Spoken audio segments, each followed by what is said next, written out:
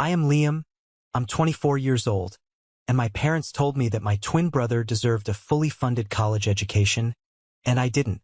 Before I tell you about the moment their world came crashing down around them in a crowded auditorium, let me know where you're watching from in the comments below. It's good to know we're all here together. The air in the auditorium was thick with that unique blend of cheap polyester, hairspray, and unadulterated hope that you only find at a college graduation. It was suffocating. From my seat in the front row, the one reserved for students graduating with high honors, I could see my family perfectly. My mom, dad, and my twin brother, Ryan, were 3 rows back, right on the aisle. They were impossible to miss. My mother was practically vibrating with pride. Her smile so wide it looked painful. She kept patting my father's arm, pointing at the stage, then at Ryan, who was sitting a few sections over with the rest of the general student body. They thought this day was all about him. They had paid for it, after all. Every textbook, every late-night pizza, every dollar of his tuition for his business degree. They had invested in their golden boy, the one they believed was destined for greatness. They looked like a perfect, proud family in a holiday card. My father caught my eye and gave me a curt, almost dismissive nod. It was the kind of acknowledgement you give a stranger who holds the door open for you. No warmth, just a polite reflex. My mother's gaze swept right over me, her eyes locked on Ryan. It was a familiar feeling, like being a ghost at my own family's party. I was there, but I wasn't seen. A knot of ice formed in my stomach. For 4 years, I had dreamed of this day. Not for the diploma, not for the cap and gown, but for the quiet satisfaction of knowing I had done it alone. I had survived. The dean of the business school, a stout man with a booming voice, strode to the podium. "Good afternoon, graduates, families, and faculty," he began, his voice echoing through the hall. "Today, we celebrate the culmination of years of hard work." My mother's smile widened. She thought she knew what was coming. She believed Ryan, her charming, popular Ryan, was the star of the show. The dean continued, "Before we confer the degrees, we have one final, very special honor to bestow. This is the Benjamin Ford National Scholarship Award. It is given to only 5 students in the entire country. It represents not only academic excellence of the highest order, but a level of perseverance and character that truly sets the recipient apart." I saw my mother lean over and whisper something to my father. He puffed out his chest. They were so sure, so blissfully, arrogantly sure. The camera panned across the audience, and for a fleeting moment, their proud, beaming faces were projected onto the giant screens on either side of the stage. Perfect family. My heart was a jackhammer against my ribs. Here it comes. The dean cleared his throat, a dramatic pause silencing the entire auditorium. He looked down at the card in his hand, then out at the sea of faces. "This year's recipient," he boomed, his voice filled with reverence, "is a student who embodies the very spirit of this award. Please join me in congratulating Mr. Liam Moore." The world went silent for a second. The name just hung there in the air.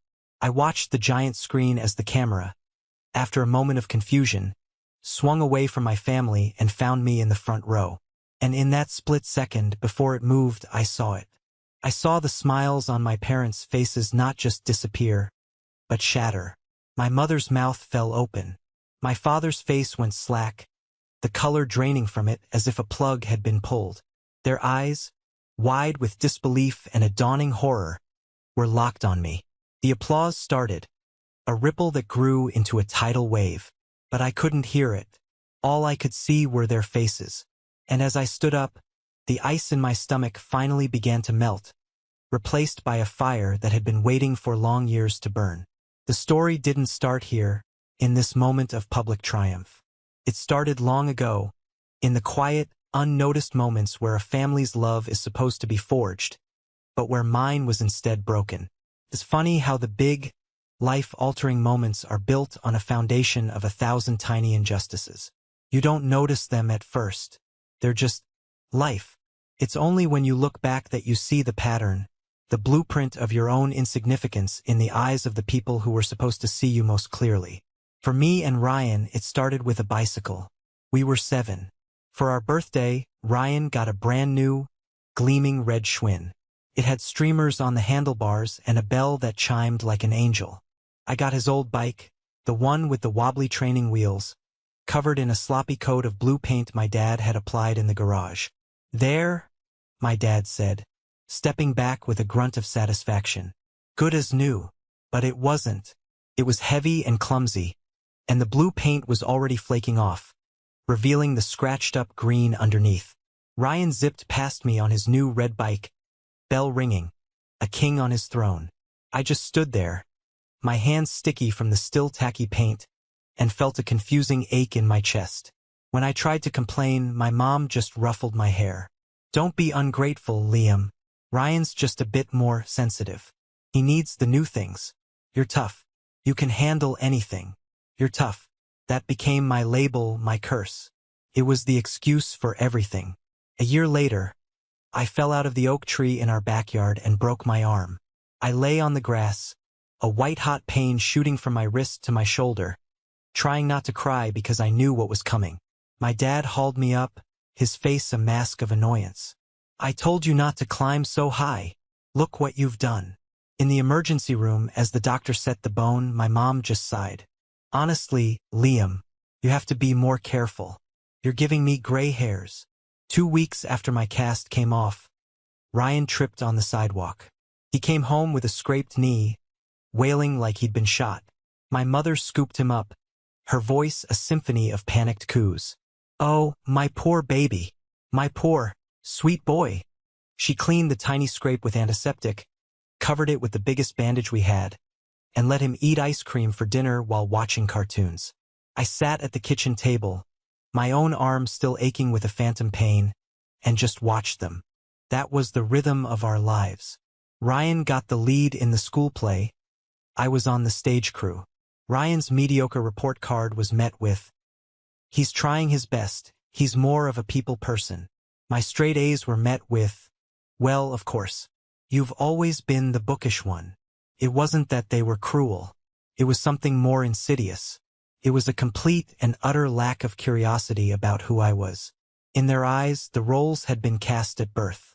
Ryan was the charming, fragile one who needed protecting, nurturing, and endless support. I was the strong, independent, self-sufficient one who would always just figure it out. I learned to stop asking. I stopped showing them my good grades. I stopped telling them about my successes on the debate team. It was easier than facing the lukewarm disinterest. I learned to be an island. I built my own world inside my head, a place where my achievements mattered, even if only to me. I became fiercely independent because I had no other choice. They saw this independence not as a survival mechanism I had been forced to develop, but as my core nature. They had created the very trait they would later use as a justification to abandon me. It was a perfect, self-fulfilling prophecy, and I was trapped right in the middle of it. And the worst part? For the longest time, I thought this was just how families worked. I didn't know any different. The spring of my senior year of high school was a tense, exhilarating time. College acceptance letters were rolling in, each envelope holding a potential future. Ryan and I had both applied to the same state university, a well-respected school about 3 hours from home, both aiming for the business program, specifically accounting. It was a practical choice, a path to a stable career. The day the letters arrived, my mom insisted on making a ceremony out of it. We all gathered in the living room. 2 thick envelopes lay on the coffee table. Ryan, ever the showman, tore his open with a flourish. "I'm in," he shouted, waving the letter in the air. My parents erupted in cheers, hugging him, my dad clapping him on the back so hard he stumbled. Then all eyes turned to me. My envelope felt heavy in my hands. I slid it open carefully. The bold, congratulatory script swam before my eyes. "I got in too," I said, my voice quiet. "Oh, that's wonderful, dear," my mom said, her smile already fading as she turned her attention back to Ryan. "A real accountant, just like your uncle." The celebration continued, but it was all for Ryan. My acceptance was an afterthought, a footnote. Later that night, I was heading downstairs for a glass of water when I heard their voices coming from the kitchen. My dad's low rumble, my mom's higher, more animated tones. I paused at the bottom of the stairs, hidden in the shadows of the hallway. The tuition is steep, my dad was saying. Even for a state school. For both of them. Don't be silly, honey, my mom replied. And her next words were the ones that would echo in my head for years. We'll handle Ryan's, of course. We'll pay his tuition in full, and make sure he has enough for a nice dorm room and spending money. He needs to be able to focus on his studies and, the college experience. There was a pause. I held my breath. And Liam? My father asked. His voice wasn't argumentative, it was just clarifying. My mother let out a little laugh. A sound that was supposed to be light and airy but landed on me like a physical blow. Oh, Liam will be fine. He's always been the clever one. He'll figure something out. He always does. I could hear the scrape of a chair as my dad presumably settled back. He is independent, he agreed, his voice filled with a strange, misplaced pride. He doesn't need as much help. Exactly, my mom said, her voice bright with relief, as if she had just solved a complex puzzle. This will be good for him. Build character. We're raising a strong, self-reliant man. We should be proud. I stood there in the darkness, the cold linoleum floor seeping through my socks. It wasn't just about the money. It was about the casual, effortless way they had written me off. It was the verdict they had passed on my worth. I was not the son to be invested in. I was the son who was expected to fend for himself. My strength, the very quality they claimed to admire, was my punishment. In that moment, a cold, hard resolve settled over me. It wasn't a dramatic, movie-like decision. It was a quiet, internal shift. The part of me that had always held out a sliver of hope that they might one day see me finally withered and died. Fine. If they wanted me to figure it out, I would go to that university. I would get that degree. But I would do it entirely on my own. I made a silent vow to myself, standing there in the dark. I would never ever ask them for a single penny. I would sooner drop out than give them the satisfaction of saying no. They had drawn a line in the sand.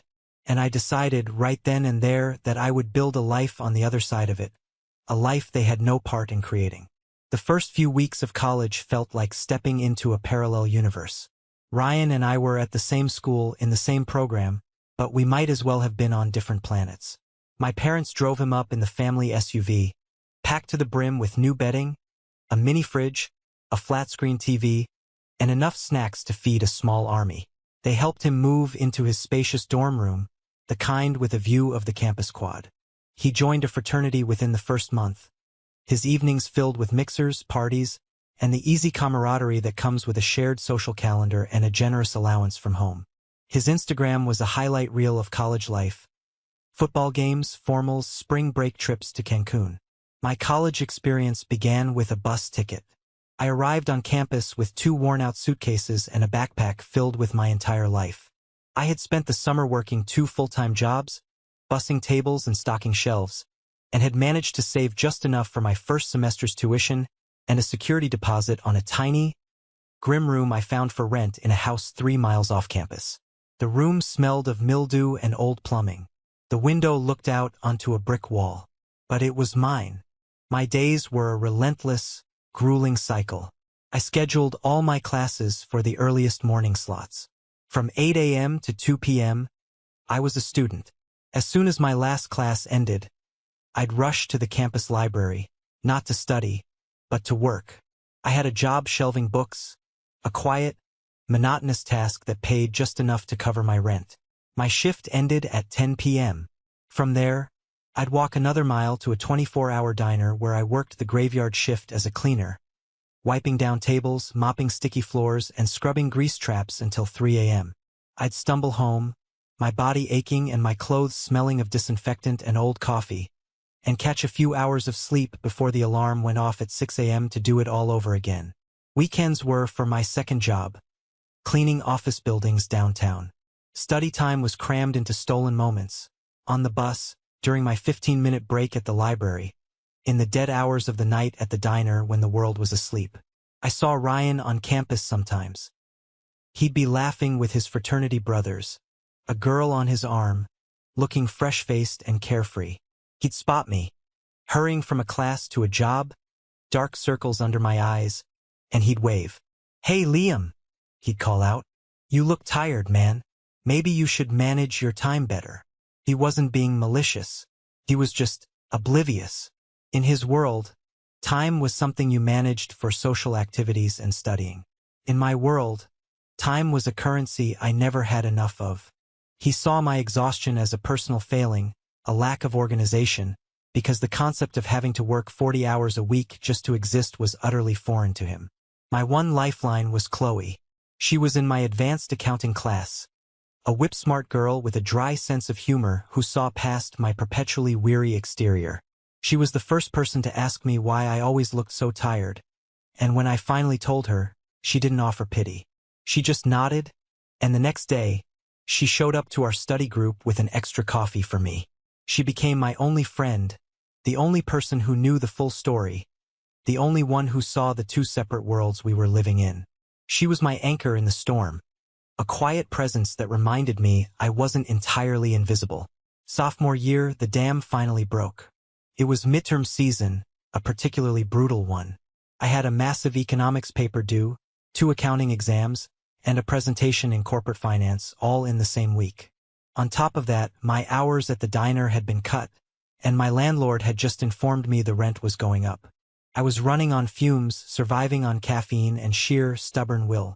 The numbers weren't adding up. I was short for next month's tuition payment. Not by a lot, but by enough to matter. $500. To my parents, it was a nice dinner out.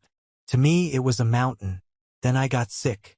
A nasty flu that settled deep in my chest, leaving me dizzy and weak. I had to miss 2 shifts, which meant even less money. The doctor prescribed antibiotics that cost $100 I didn't have. I paid for them anyway, using the money I had set aside for groceries. For 3 days, I lived on saltine crackers and tap water. I was lying in my cold, damp room, feverish and shivering, staring at the tuition bill on my desk. The due date was circled in red. I felt a wave of despair so profound it almost drowned me. I had been so proud, so determined to do it alone. But in that moment, I felt broken. And I did the one thing I swore I would never do. I picked up the phone and called my mom. She answered on the second ring, her voice cheerful. "Liam, what a surprise. Is everything okay?" My throat was raw, and my voice came out as a pathetic croak. "Hey, Mom. Yeah, I'm a little sick." "Oh, you poor thing," she said, though her tone was distracted. I could hear the clatter of pans in the background. "Well, drink plenty of fluids. You've always had a strong constitution." I took a deep breath, my pride screaming at me to hang up. "Mom, I need to ask you something. I wouldn't ask if it wasn't an emergency. I'm a little short on my tuition payment this semester. Just a few $100s. I can pay you back as soon as I can pick up more shifts." The cheerful sounds from her kitchen stopped.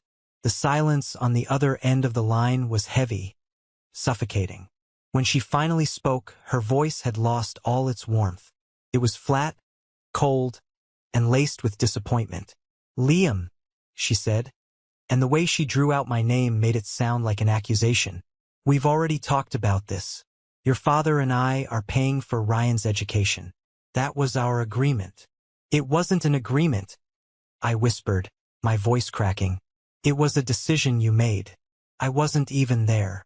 "We're doing what we think is best," she snapped, her voice turning sharp. "Ryan needs our support. He deserves it. We've already given you so much." My head was spinning. What had they given me? Life? A roof over my head for 18 years? Was that the currency they were trading in? "Mom, please," I begged, hating the sound of my own voice. "I'm working 2 jobs. I'm barely sleeping. I just need a little help." And then came the words that would be seared into my memory forever. The final, fatal blow to whatever shred of a relationship we had left. "Listen to me, Liam," she said, her voice dropping to a low, serious tone, as if she were imparting some profound wisdom. "We paid for Ryan because he deserved it, but you didn't. You're strong. You'll figure it out. You always do. My hand gripped the phone so hard the plastic creaked. My throat closed up. Couldn't breathe. It wasn't just a no. It was a judgment. A confirmation of my deepest fear. That in their eyes, I was not worthy of their help, of their love. My strength wasn't a virtue. It was a convenience that absolved them of all responsibility. I couldn't even manage a goodbye. I just pressed the end button. The phone slipped from my sweaty palm and clattered to the floor. I sat there on the edge of my bed, the silence of the room roaring in my ears. The fever, the exhaustion, the hunger. It all vanished, replaced by an emptiness so vast it felt like a black hole had opened up in my chest. Something inside of me didn't just break that day. It died. And in its place, something cold and hard and unbreakable began to form. They had made their choice. Now I would make mine. Just when I thought I had hit rock bottom, the floor gave way. Her name was Sarah. We had been high school sweethearts, one of those couples everyone assumes will get married. She was beautiful, bubbly, and the anchor to what I considered my normal life. She went to a different college, a smaller liberal arts school about an hour away, but we tried to make it work. We saw each other on holidays, texted constantly. She was my confidant, the one person outside of Qley who I thought understood the pressure I was under. But the distance and the divergence of our lives was starting to show. Her college life was a whirlwind of parties, theater productions, and weekend trips. Mine was a monotonous loop of class, work, study, and exhaustion. When we talked on the phone, I could hear the laughter and music in the background of her dorm, while I was usually whispering from the quiet stacks of the library during my break. The week after the devastating phone call with my mom, Sarah drove up to see me. I thought it was a gesture of support. I was desperate for some human connection, some warmth to combat the icy chill that had settled in my bones. We met at a small coffee shop near campus. She looked radiant, full of life. I felt like a ghost sitting across from her. "You look awful, Liam," she said, not with concern, but with a hint of accusation. It was the same thing Ryan always said. "It's been a tough week," I admitted, stirring my black coffee. She sighed, a dramatic, theatrical sound. "It's always a tough week, Liam. That's the problem. I feel like I don't even know you anymore. All you do is work and study. You're obsessed." I was taken aback. "I have to be, Sarah. You know my situation. I don't have a choice." "But you do have a choice," she insisted, her voice rising slightly. "You could take out a student loan. You could work one job instead of two. You could choose to have some fun, to actually live a little." The mention of loans stung. I had looked into them, of course. But the thought of starting my life with a mountain of debt, a burden my brother would never have to face, felt like another form of punishment. It was a matter of principle. A bitter, painful principle. "It's not that simple," I said, my jaw tightening. She reached across the table, but her touch was hesitant, not comforting. "I went to that party at Ryan's fraternity last weekend," she said softly. My head snapped up. "You what?" "He invited me," she said, looking away. "It was fun, Liam. Everyone was laughing, dancing. People were just enjoying being young. Ryan knows how to have a good time. He knows how to live." The implication hung in the air between us, thick and poisonous. He knows how to live, and you don't. It all clicked into place. The late-night texts that had gone unanswered. The vague excuses for not being able to talk. She hadn't just been growing distant. She had been drifting into my brother's orbit, the world of ease and fun that I couldn't provide. "So this is it, then?" I asked, my voice flat. "You're breaking up with me." She finally met my eyes, and what I saw there wasn't sadness. It was pity. "I can't do this anymore, Liam. I can't keep waiting for you to come up for air. You're so focused on this struggle, on proving something. I want to be with someone who is present. Someone who isn't always fighting. Someone like Ryan." She didn't have to say it. I felt a bitter laugh escape my lips. It was a hollow, ugly sound. "So, my hard work, my ambition, that's a turn-off for you?" "It's not ambition, Liam," she said, standing up. her bag slung over her shoulder. It's a chip on your shoulder. And I can't be with someone who carries that much anger around. She walked out of the coffee shop, leaving me there with 2 cold cups and the wreckage of a 4-year relationship.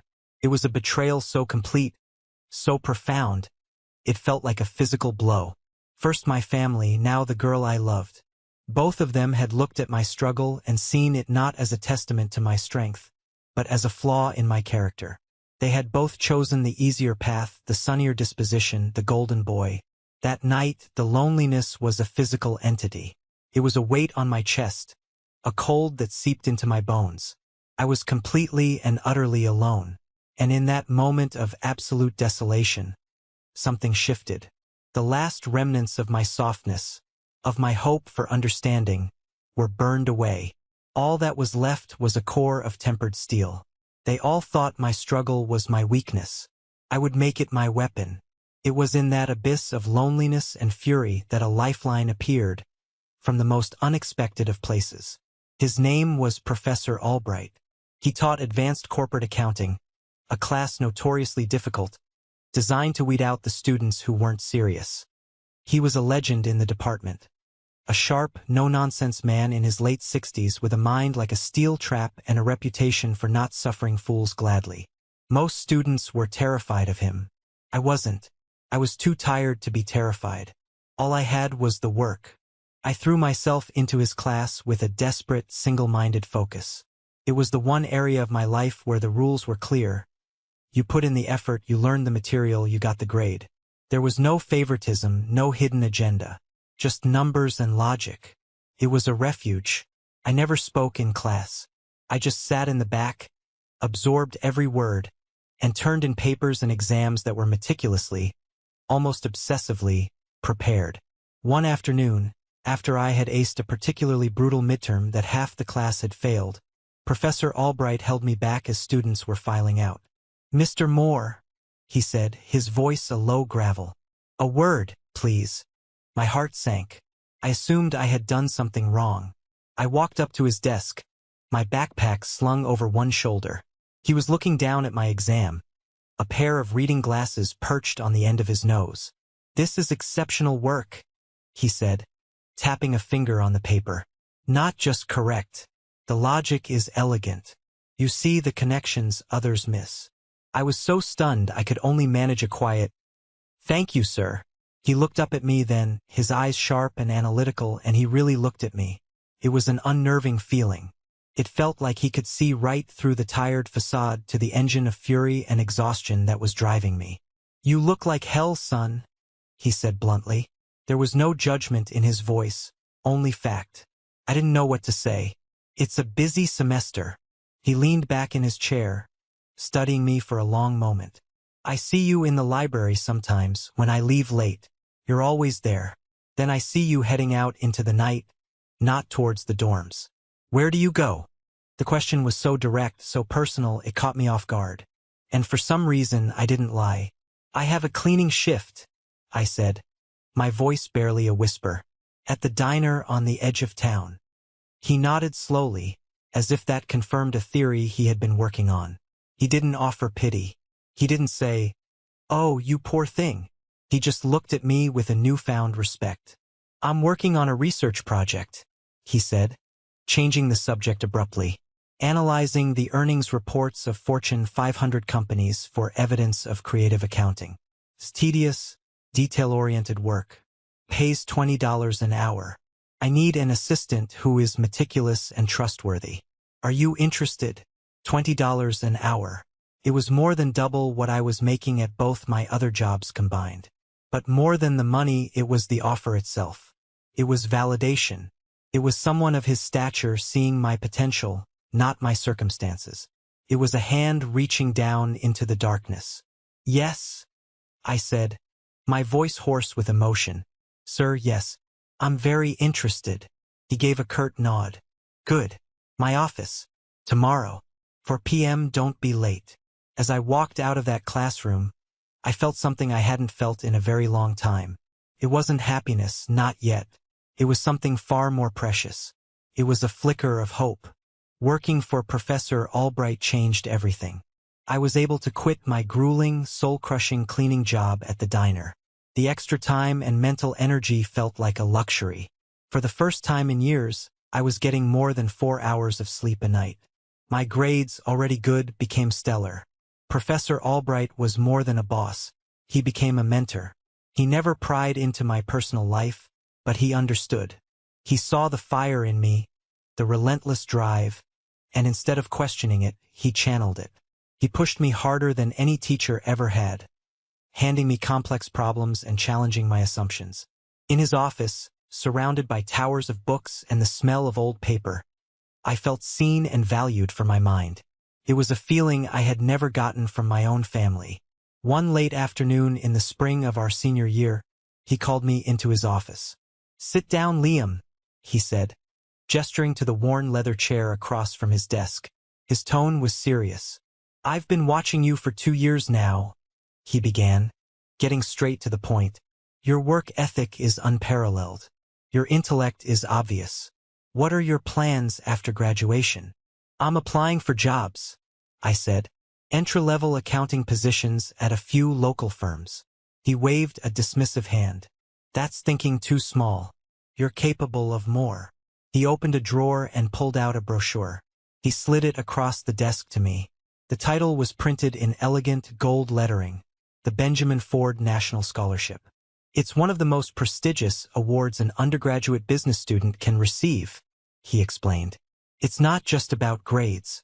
It's about character, resilience, and overcoming adversity. The winners receive a significant cash prize and, more importantly, a guaranteed job offer at one of the top accounting firms in the country. Ford and Levine in New York, to be exact." New York felt like another planet. "Professor," I started. "I don't think I do." He cut me off, his gaze firm. "They're looking for someone exactly like you, Liam. Someone who has fought for their education. Someone who understands the value of a dollar because they've had to earn every single one themselves." He told me the application required a series of essays, letters of recommendation, and a detailed financial disclosure. It was a long shot. Only 5 students in the entire nation were chosen. "I will write your primary recommendation," he said, leaving no room for argument. "The rest is up to you." A new kind of fire lit inside me. This was it. This was the chance to not just graduate, but to launch myself into a different stratosphere, a place my family's low expectations could never reach. I took the brochure and for the next month, I poured every spare moment into that application.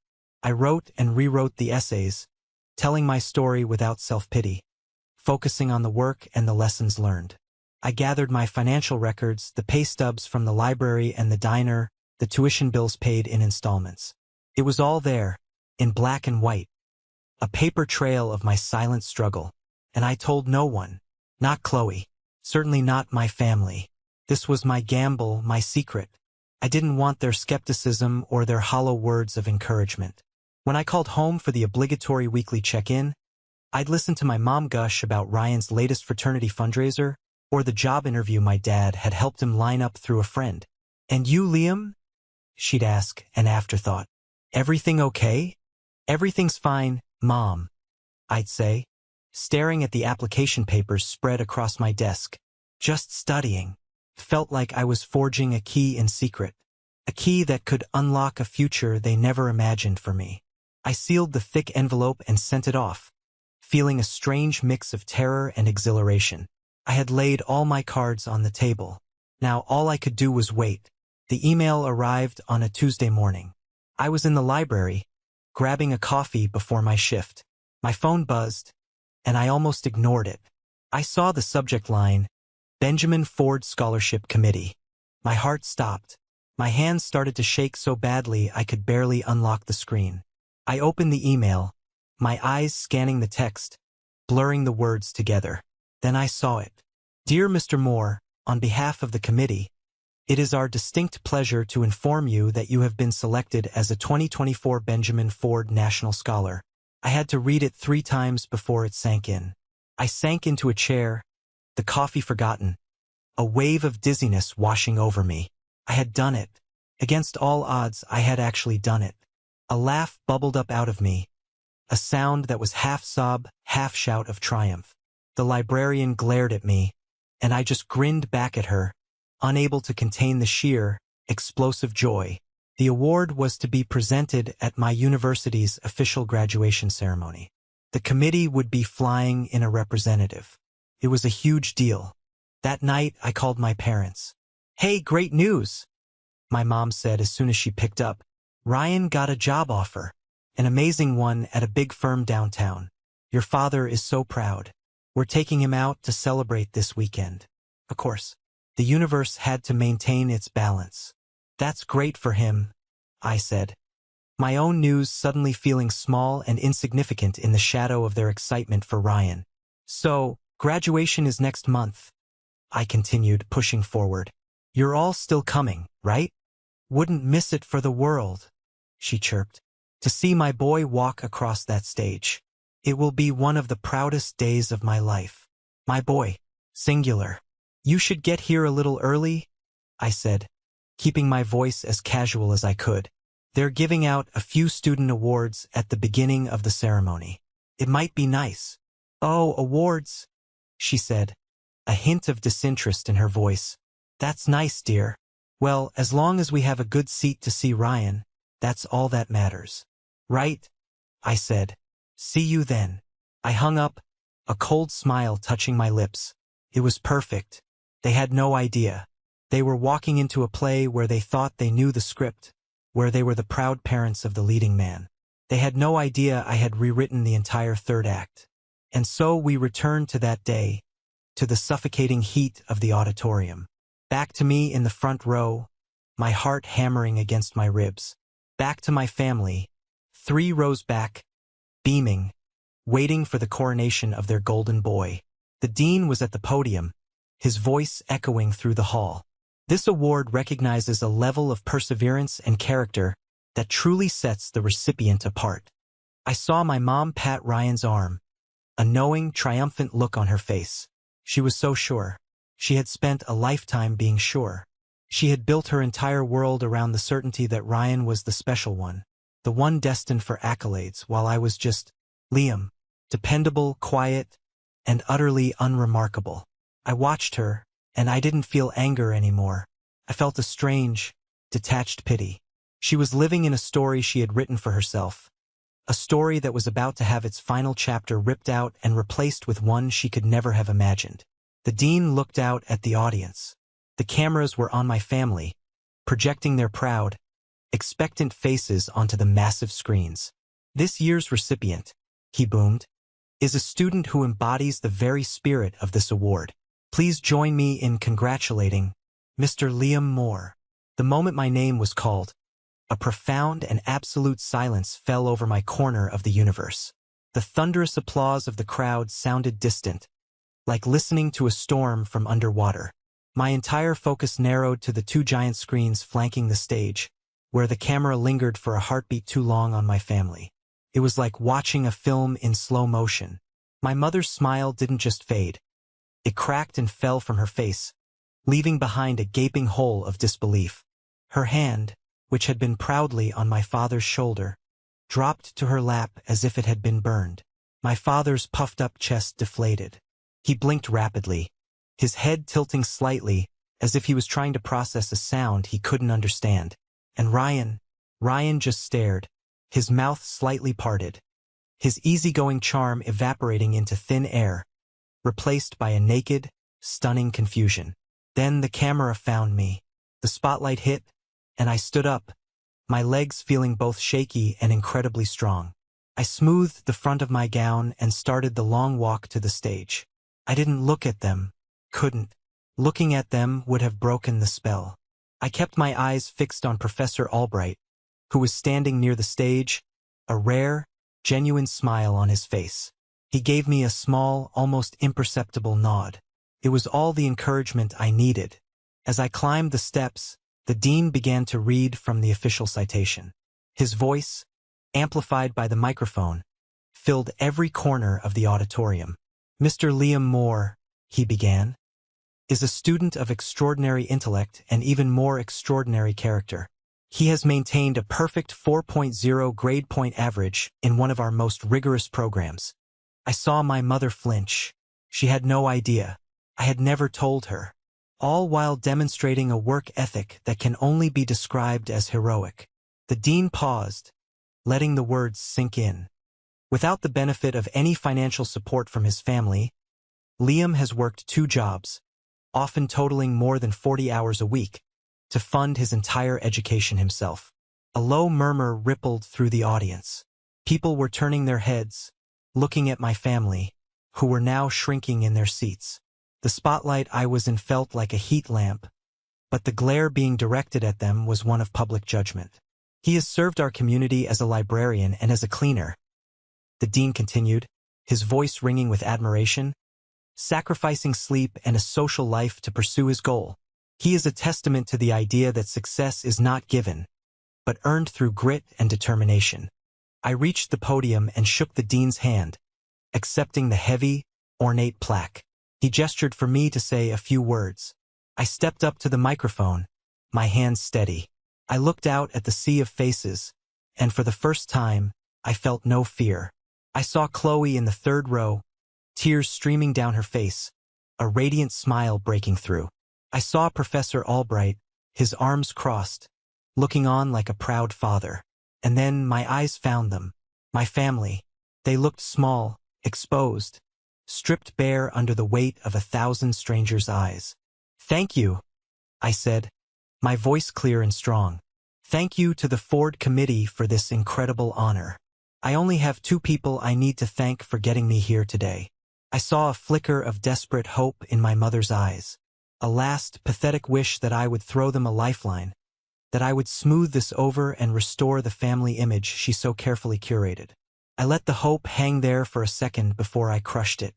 "Professor Albright," I said, turning to him, "thank you for seeing something in me and for giving me a chance when I needed it most. You changed my life." Then I looked towards Qley. "And to my friend, Qley, thank you for the coffee, for the late-night study sessions, and for being my family when I didn't have one." And that was it. I said nothing more. I didn't need to. My silence, my omission, was the loudest statement I could possibly make. I looked directly at my mother one last time, my face a blank canvas. I gave her nothing. No anger, no sadness. Just nothing. I walked off the stage to a standing ovation. The sound was deafening. It was the sound of my new life beginning. This was the moment that changed everything, the moment I finally took back control of my own story. Thank you for sticking with me this far. You're amazing. If you're still here, please do me a favor and like this video and comment with the number 1 down below, just so I know you've been on this journey with me. It doesn't just help more people find this story.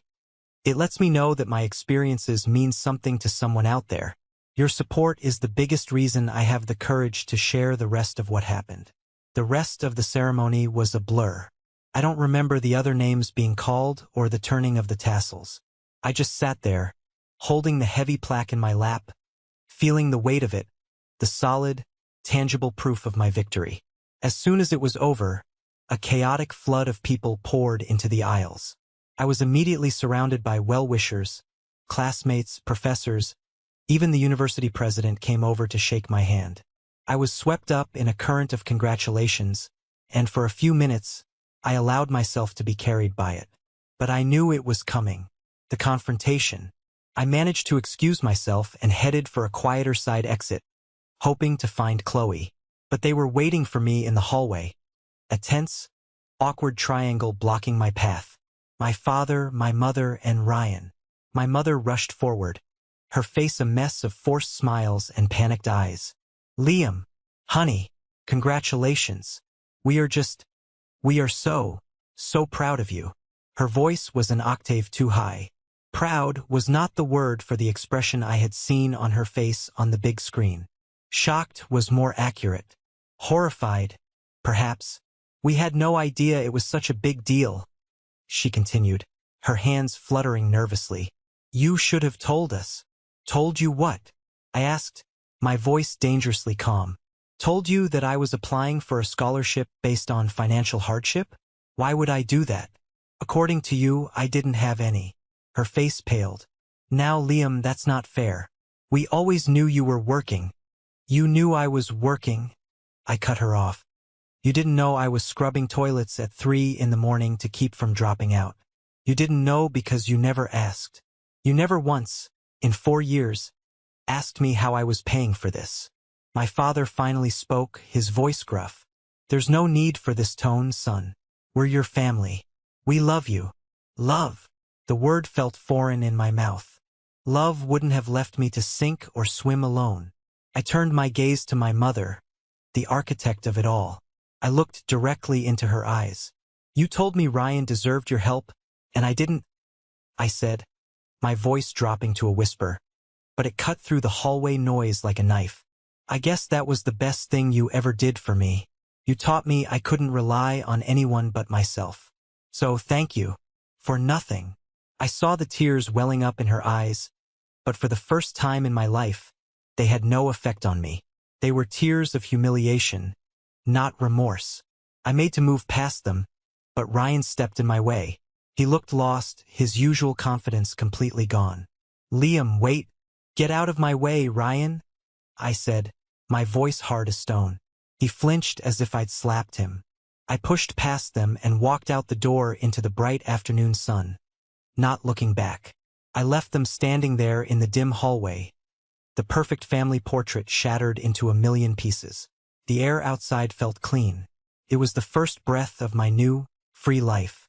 I had made it halfway across the lawn, heading towards the parking lot where Qley was waiting, when I heard footsteps hurrying behind me. Liam, please wait. It was Ryan. I stopped but didn't turn around. I heard him come to a halt a few feet behind me, breathing heavily. What do you want, Ryan? I said, my voice tired. Come to tell me I should manage my time better. No, he said, his voice quiet, strained. I came to say I'm sorry. I finally turned to face him. He looked younger than I'd ever seen him, stripped of his usual charm and bravado. He couldn't meet my eyes. He just stared at the grass. I knew, he mumbled, so low I could barely hear him. You knew what? I asked, though I already knew the answer. He finally looked up, and his eyes were filled with a shame so profound it startled me. I knew they weren't paying for you. I knew you were working all the time. I knew it wasn't fair. The confession hung in the air between us. It was one thing to suspect it, another to hear it said aloud. Then why? I asked, my voice raw. Why didn't you ever say anything? Why did you let them do it? He shook his head, a bitter, self-deprecating smile twisting his lips. Because I'm a coward, he said, the words clear and sharp. Because I liked being the favorite. I liked being the one they worried about, the one they invested in. He took a shaky breath. And I was jealous, Liam. You were always smarter. Things always came easy to you in school. I had to work twice as hard just to keep up. And I was afraid. I was afraid that if they ever really looked at you, if they ever saw how bright you were shining on your own, they'd stop looking at me altogether. It was the most honest thing he had ever said to me. The confession didn't erase the years of neglect, but it reframed them. He wasn't just my oblivious, privileged brother. He was insecure and afraid, a willing participant in the family drama because he was terrified of losing his starring role. He was another victim of their warped system, albeit one with far more benefits. I didn't have forgiveness in me. Not then. The wounds were too fresh, too deep. So you just watched, I said, the statement flat, without accusation. It was just a fact. Yeah, he whispered, his gaze dropping back to the ground. I just watched. And I'm sorry. I looked at my twin brother, the boy who shared my face but had lived a completely different life. And for the first time, I didn't feel anger towards him. I just felt a deep, profound sadness for what we could have been, and what we never would be. Goodbye, Ryan, I said, and turned and walked away, leaving him alone on the perfectly manicured lawn. There was nothing more to say. 6 months later, I was a different person living in a different universe. My universe was a small but bright apartment on the Upper West Side of Manhattan. From my window, I could see the endless, pulsating energy of the city, A place that didn't care where you came from, only what you could do. After the suffocating smallness of my family life, the anonymity of New York was a blessed relief. The Benjamin Ford Scholarship had been my launchpad. The job at Ford and Levine was everything I had hoped for and more. It was demanding, challenging, and utterly meritocratic. No one cared who my parents were or what fraternity I was in. They cared if my numbers were accurate, if my analysis was sharp, if I could handle the pressure. And I thrived on it. I was finally earning a real salary, enough to afford my rent, pay for my own groceries, and even start building a savings account. The first time I bought a brand new winter coat without checking my bank balance first, I almost cried in the middle of the store. It wasn't about the coat. It was about the freedom. The freedom from the constant, gnawing anxiety about money that had been my shadow for 4 years. I made new friends, people from all over the country, drawn to the city by their own ambitions. They were bright, funny, and interesting. When they asked about my family, I kept it simple. It's complicated, I'd say, and they were worldly enough to leave it at that. My past was my own. It no longer defined my present. My only real link to that past was Qley. We talked on the phone every Sunday. She had taken a job in Chicago and was loving it. She was my touchstone, the one person who knew the whole story and had been in my corner from the beginning. "How are you, really?" she asked one afternoon. "I'm good," I said, looking out my window at the city lights just starting to twinkle. "I'm really good. I feel light." And it was true. The chip on my shoulder, the one Sarah had accused me of carrying, was gone. It had been replaced by a quiet confidence. I had faced the worst, and I had not only survived, but I had triumphed. I didn't need to prove anything to anyone anymore, least of all to my family. My mother called sometimes. The first few calls were awful. She would cry, then get angry, then try to bargain, rewriting history in real time. "I don't know why you're being so dramatic," she'd say. "We always supported you." I learned to be polite but distant. I kept the calls short. I didn't argue. I just created a boundary of cool, impenetrable calm. I was no longer the angry, hurt boy. I was a man they didn't know, and they had lost the privilege of getting to know him. I was building a life from scratch, a life that was entirely my own creation. It was built not on inheritance or entitlement, but on sleepless nights, on mopped floors, on the relentless pursuit of a future they told me I didn't deserve. And every day, in the bustling, indifferent, magnificent city of New York, I was proving them wrong. I was happy, and I knew, with a certainty that settled deep in my bones, that was the one thing they could never forgive me for. Life settled into a new, comfortable rhythm. I was excelling at work and was even given an early promotion, moving from junior analyst to a full associate position. The increase in my salary was significant, and it gave me a sense of security I had only ever dreamed of. One day, a thick envelope arrived at my office.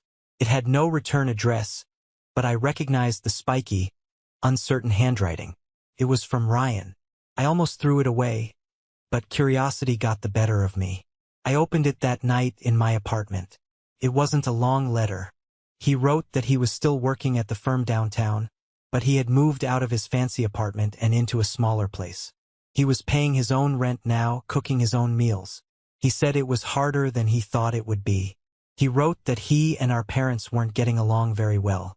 They couldn't understand why he wasn't more grateful for the life they had given him. The last paragraph was what struck me. "I think about what you did all the time," he wrote, "how you did it all on your own. I used to think you were angry and bitter, but now I think you were just strong. I hope one day I can be half as strong as you are. I know I don't deserve it, but I hope that someday you might be able to see me as a brother again." I folded the letter and put it away. It didn't magically heal the years of hurt, but it was something. It was a crack in the wall he had helped build between us. A sign that maybe, just maybe, the man he was becoming was different from the boy he had been. A few weeks later, during my Sunday call with Qley, the final piece of the puzzle clicked into place. "You are not going to believe what my mom told me," she said, her voice a mixture of gossip and outrage. "You know your Aunt Carol? My mother's younger sister. A woman who was always cloyingly sweet to my face, always pinching my cheek and telling me what a handsome young man I was. Yeah, what about her? I asked. Well, Qley continued, my mom was talking to her at the grocery store, and apparently, Aunt Carol has been telling everyone what a tragedy it is that you've abandoned your family after all they did for you. I rolled my eyes. Sounds about right. No, wait, it gets worse, Qley said. My mom said Carol was bragging. She said she was the one who advised your mom to invest everything in Ryan. She told her, and I quote, you have to put your resources into the horse that's most likely to win the race. Ryan is the social one, the one who will make the connections. Liam is just a bookworm. She was the one constantly in your mom's ear, reinforcing all her biases. It was a stunning revelation. Aunt Carol, the smiling, two-faced manipulator. She hadn't just been a passive observer. She had been an active agent in my emotional and financial abandonment. It was like finding out the person who was supposed to be the referee was secretly betting on the other team. It cast my mother's actions in a new, slightly more pathetic light. She wasn't just biased. She had been easily led, her own worst instincts validated by her sister's poisonous advice. It was a detail that explained so much, a final, ugly twist in the story.